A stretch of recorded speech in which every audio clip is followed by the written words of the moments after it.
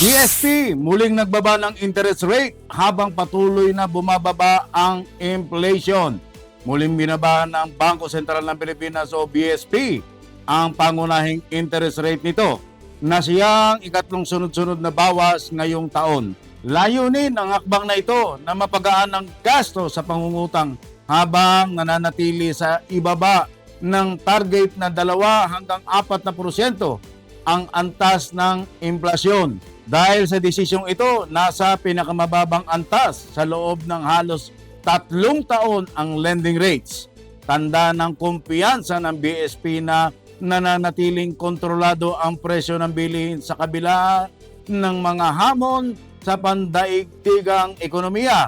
Ayon sa mga analyst, ang hakbang ay nakatuon sa pagbibigay sigla sa lokal na konsumo at kalakalan, lalo na't bumagal ang paglago ng ekonomiya nitong mga nakaraang buwan.